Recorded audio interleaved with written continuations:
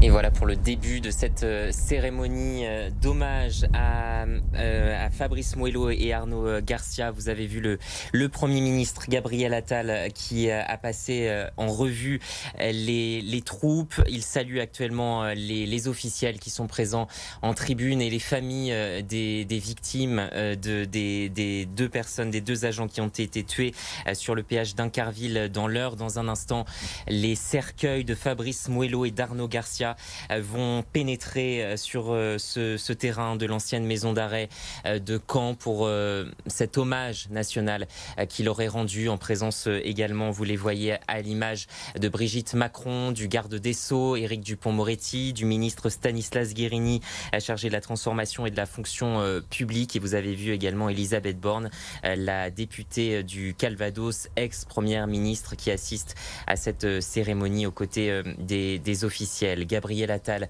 qui salue à l'image les officiels, les élus, les parlementaires qui sont présents pour cette cérémonie d'hommage de la nation à Fabrice Mouello et Arnaud Garcia. Il s'est entretenu d'ailleurs il y a quelques instants avec les proches et les familles des victimes. Ça, c'était dans l'intimité. Il est arrivé aux alentours de 11h ici à Caen. Et dans un instant, les cercueils des deux victimes vont entrer sur ce terrain de l'ancienne maison d'arrêt de Caen.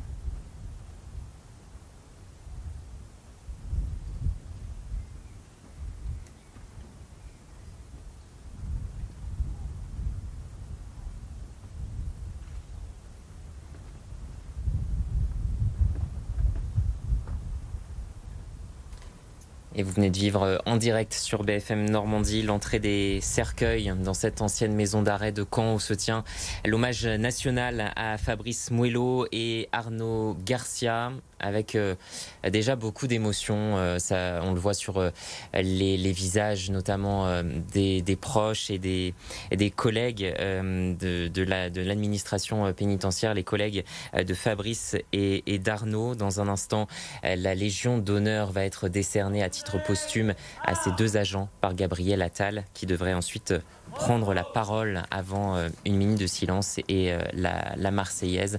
Le Premier ministre qui s'avance, vous le voyez sur ce terrain de l'ancienne maison d'arrêt de Caen.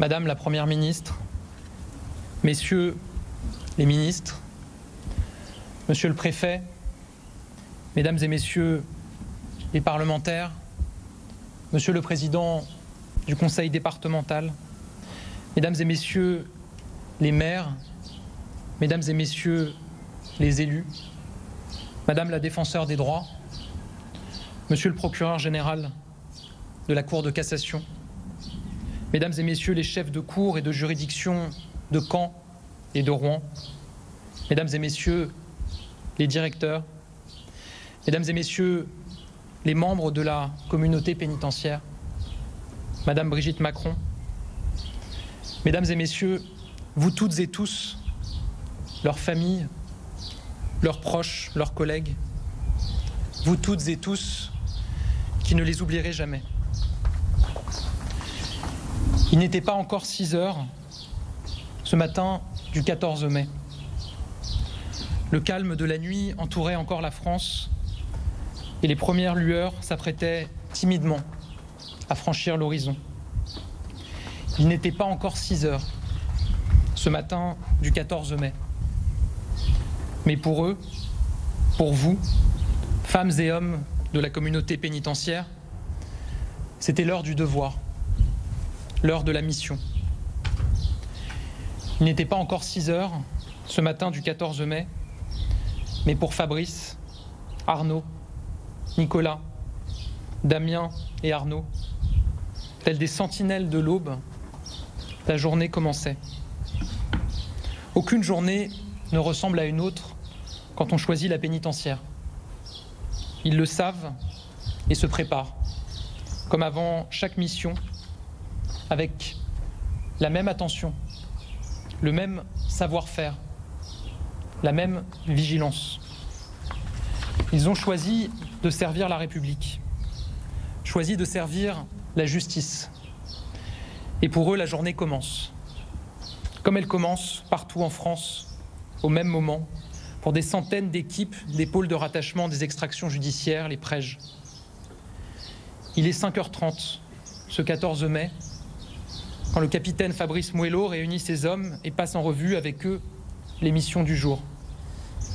Une extraction, un détenu à convoyer de la maison d'arrêt d'Évreux jusqu'au tribunal de Rouen pour revenir jusqu'à la prison. La mission commence. 2 véhicules, 3 agents dans l'un, 2 dans l'autre, pour fluidifier le trafic et sécuriser le convoi. En ce matin du 14 mai, alors que les véhicules avancent dans le demi-jour, que la Normandie semble calme, que le drame, la violence et la barbarie semblent loin. Et pourtant, chaque seconde qui passe les rapproche inexorablement du drame et des larmes, des coups de feu, des blessures, de la mort. Le convoi arrive à Rouen, les auditions se déroulent, s'achèvent. Nous sommes en milieu de matinée et le fourgon repart. Il repart sur les routes de Normandie. Il repart vers la tragédie. Les véhicules se suivent sans jamais perdre le lien, en contact toujours pour faire face à tous les dangers. La circulation s'encombre, ralentit, et puis soudain, à la sortie du péage d'Incarville, l'histoire bascule avec une brutalité inouïe. Face aux 2 véhicules de l'État, un véhicule à contresens fait bélier. Derrière, une autre voiture referme le piège. Et puis ce sont des tirs incessants, des tirs en rafale. Ce sont les vitres qui explosent, criblées de balles. Ce sont les tirs qui continuent, non pas seulement pour attaquer, mais pour donner la mort. Ce sont les tirs de riposte des agents. Hommes en noir contre hommes en bleu. Visage cagoulé contre figure de la République. Brutalité contre état de droit. Violence contre justice. Le détenu s'évade du fourgon, libéré par les assaillants. Des assaillants qui incendient leur véhicule et disparaissent. 3 minutes. 3 minutes, c'est le temps qu'aura duré cette attaque. 3 minutes, et pourtant une éternité. Nicolas est le premier à se relever, à héler les secours. La balle qui a blessé son oreille a frôlé son crâne. Le gilet pare-balles a évité le pire. Pour Damien et Arnaud, la vie ne tient qu'à un fil, plus gravement touchés encore par la mitraille des meurtriers. Ils se sont relevés, et j'ai à cet instant une pensée émue pour leur souffrance et leur courage. Nous ne les oublierons pas, nous ne les abandonnerons pas. Mais alors que le temps semble suspendu, alors que le vacarme des tirs se tait, laissant place aux cris d'effroi, au crissement des pneus, aux sirènes de secours, Arnaud Garcia et Fabrice Muelo ne se relèvent pas. Ils ne se relèvent pas, emportés par la folie meurtrière, emportés par des malfrats devenus des tueurs, emportés dans un déchaînement de violence et un torrent de brutalité. Arnaud Garcia et Fabrice Muelo ne se relèveront pas. Et pour leurs familles, pour leurs camarades, jamais plus les matins ne seront les mêmes. Arnaud Garcia avait 34 ans. Il allait devenir père. Il vous avait annoncé la bonne nouvelle il y a 15 jours, à vous, ses collègues, autour d'un verre, avec une joie et une fierté qui faisaient rayonner sur son visage un sourire plus large encore que d'habitude. Il était passé par d'autres postes auparavant, surveillant à Grasse, à Argenton. Et s'il était entré au Prège, c'est par amour. C'est pour avoir des horaires plus réguliers, pouvoir se consacrer plus facilement à Maryse et leur enfant à naître, dans la maison qu'ils avaient construite ensemble. Ainsi était Arnaud Garcia, sincère et passionné. Une passion qu'il mettait en toute chose. Son métier, bien sûr. Son métier qui était bien plus qu'une profession, mais un engagement constant au service de la justice. La passion de l'uniforme, celle du service de la France qu'il avait hérité de son père gendarme. La passion pour la Normandie, pour l'histoire, pour la Grèce antique, pour la moto. La passion pour le football, bien sûr. Lui dont on pensait que le cœur de supporter ne pourrait jamais cesser de vibrer. Cette semaine, en sa mémoire, le Stade Malherbe à Caen a applaudi à tout rompre, tandis que le RC Lens a respecté une minute de silence. Mais dans le recueillement de ce silence, dans la ferveur de ces applaudissements, il manquait quelqu'un. Quelqu'un qui n'avait jamais manqué un match. Quelqu'un qui connaissait les ressorts de chaque rencontre, les raisons de chaque victoire. Il manquait Arnaud Garcia. Mais je crois que si l'on tend l'oreille, on peut deviner encore dans les tribunes le son de sa voix, tant sa présence semblait éternelle. Fabrice Muelo, lui, était arrivé à Caen il y a plus de 20 ans. Et les années ne suffirent pas à faire de ce Breton un Normand de cœur. Fresnes, Argentan, Caen ici même. De promotion en promotion, le voilà au Prège en 2019. Premier surveillant, puis capitaine pénitentiaire. Il avait cela en lui, cet ethos du chef qui incitait au courage, cette humilité, cette maturité qui inspirait le respect. Quand il emmenait ses amis courir, il était le prési-coach, celui qui galvanisait le courage et ranimait les forces. Son épouse Sandrine, ses 2 garçons de 21 ans, Éloane et Julien, lui emboîtaient souvent le pas. De marathon en trail, de la Bargeau au raid de l'Archange, il dévorait le sable de la Manche à longue foulée, assoiffé de vitesse, d'endurance, de vie, car rien n'était trop difficile à ses yeux quand il s'agissait de se dépasser. Cette volonté de faire s'alliait d'une bienveillance perpétuelle, teintée d'un soupçon d'irrévérence et d'humour. Partir en extraction avec lui, c'était être rassuré, être sécurisé.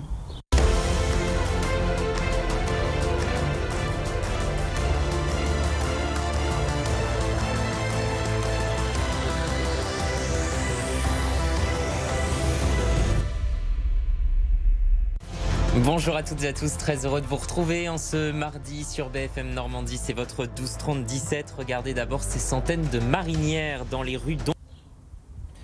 Fabrice Mouelot et Arnaud Garcia avaient en commun une jovialité, un sourire, un bon mot. Ils avaient en commun ce chemin de la justice, embrassé pleinement, en pleine conscience de sa noblesse et de sa difficulté. Ils partageaient la conviction que l'autorité et la fermeté sont les garants de la paix civile, qu'un pays fort a besoin d'écoles comme de prisons, de justice. Ils avaient accepté d'incarner cette autorité de la nation, déterminée à être un maillon dans la grande chaîne de la justice, à faire vivre cette justice, sans laquelle la démocratie vacille. Je veux le dire, il n'y a pas de justice digne de ce nom si son autorité n'est pas respectée. Pas de justice s'il subsiste une once d'impunité. Pas de justice si les peines ne sont pas appliquées. Alors la justice, c'est aussi Fabrice Mouelot et Arnaud Garcia. C'est Nicolas, c'est Damien, c'est Arnaud. Ce sont toutes les femmes et tous les hommes de l'administration pénitentiaire dont l'engagement est exceptionnel, le dévouement remarquable, la mission essentielle. Grâce à eux, grâce à vous, les peines prennent un sens. Grâce à eux, grâce à vous, le bras de la justice ne faiblit pas. Grâce à eux, grâce à vous, nos concitoyens savent qu'ils sont protégés. Car tel est votre quotidien. Tel est le quotidien des femmes et des hommes de l'administration pénitentiaire. Surveiller, sécuriser, accompagner, réinsérer. Prévoir toujours ce qui peut se passer. Agir avec méthode, avec sang-froid, avec discernement. Servir la mission, parfois face aux coups, aux insultes, aux menaces, parfois, comme mardi dernier, jusqu'à la mort. L'uniforme des femmes et des hommes de la pénitentiaire, c'est celui de la République, doublé de celui de la justice. Alors, pour eux aussi, avec le président de la République, nous nous engageons et nous nous engagerons encore. Nous nous engageons et nous nous engagerons encore pour qu'ils puissent accomplir leur mission. Nous nous engageons et nous nous engagerons encore pour une juste reconnaissance de leur statut. Nous nous engageons et nous nous engagerons encore pour leur donner les moyens à la hauteur de leurs besoins. Troisième force de sécurité de notre nation, les femmes et les hommes de l'administration pénitentiaire veillent sur l'ordre républicain. Et ce matin, je pense à eux. Je pense à tous les membres de l'administration pénitentiaire. Je pense à tous les membres de Prège, si nombreux aujourd'hui. Je pense aux agents d'établissement, aux surveillants qui exercent leur métier de coursive en coursive ou en surveillance des placements sous bracelet électronique. Je pense aux membres des services de probation et d'insertion. Je pense aux agents d'intervention, les ERIS, qui gèrent les crises et interviennent partout où la violence gronde.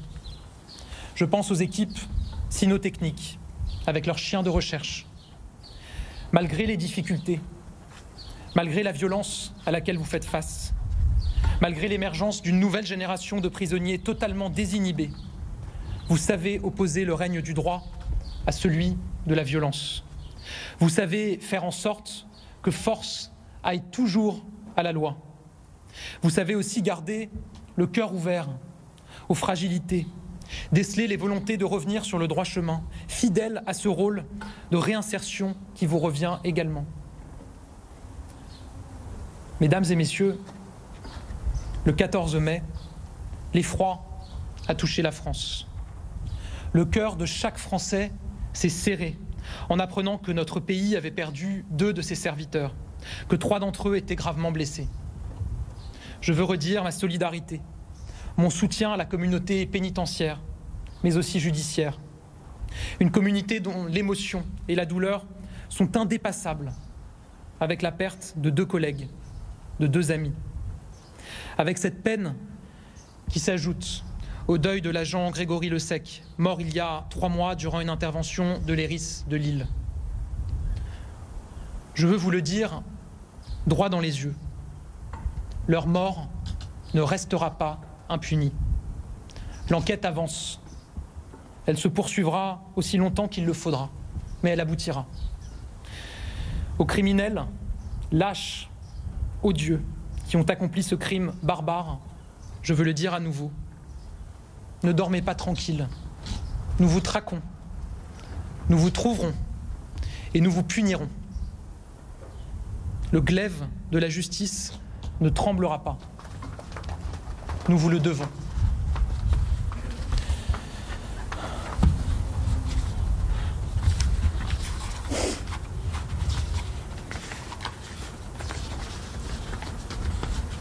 Mesdames et messieurs, Fabrice Mouello, Arnaud Garcia.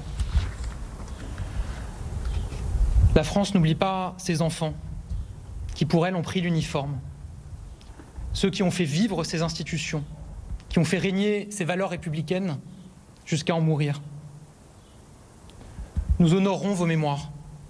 Nous ferons vivre vos combats. Nous ferons perdurer vos passions.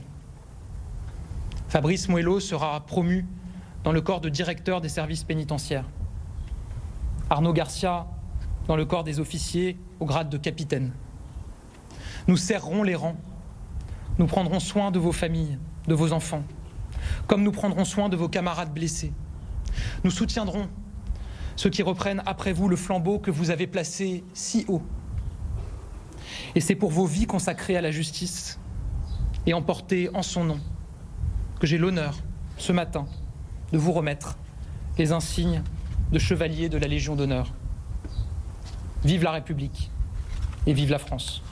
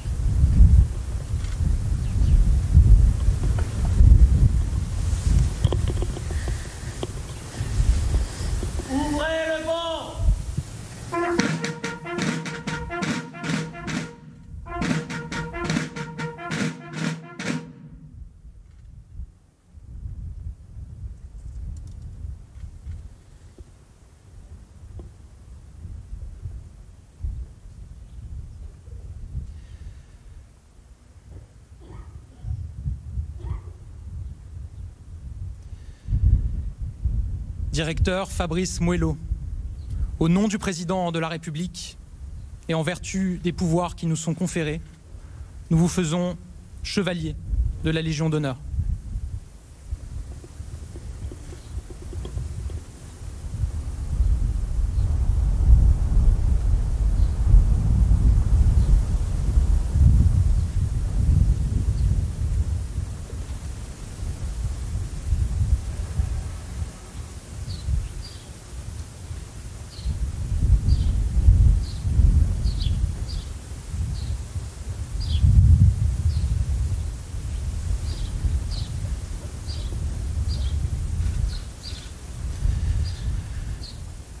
Capitaine Arnaud Garcia, au nom du président de la République et en vertu des pouvoirs qui nous sont conférés, nous vous faisons chevalier de la Légion d'honneur.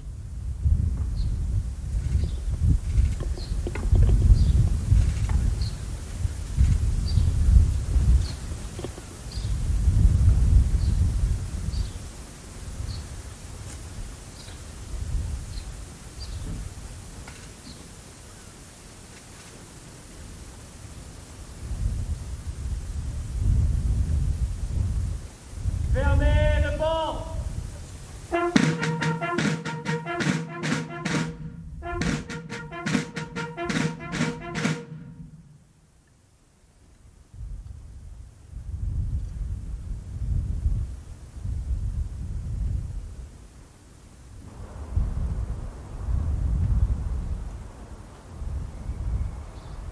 Écoutez, armes! Repos! Garde!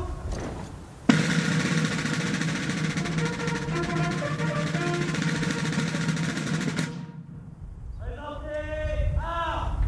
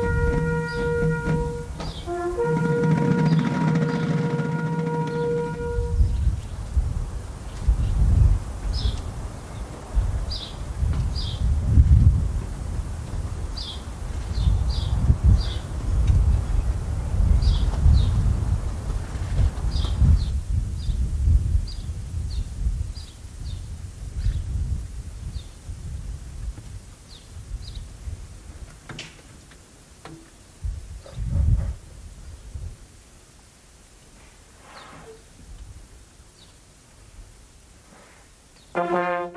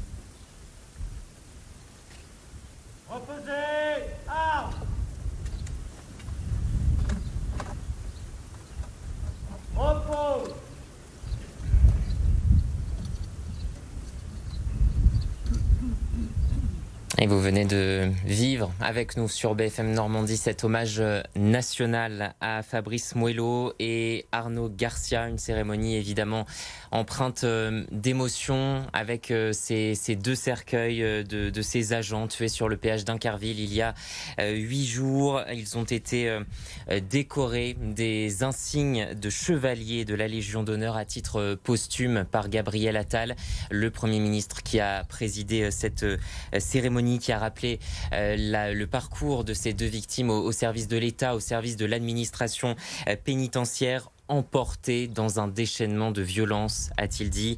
Le glaive de la justice ne tremblera pas, nous vous le devons, a affirmé le Premier ministre, alors que la cour de cette ancienne maison d'arrêt de Caen se vide petit à petit. On a vu la sortie des cercueils avec Gabriel Attal, Éric Dupond-Moretti et évidemment aussi Stanislas Guerini qui se sont mis côte à côte à l'arrière de ces cercueils pour fermer la marche. Les proches des victimes ont également suivi ce cortège que vous avez pu suivre en direct. Cérémonie évidemment très forte, encore une fois, en émotion. On a vu des yeux humide, beaucoup d'élus qui étaient présents pour rendre un dernier hommage à Fabrice Mouelot et Arnaud Garcia.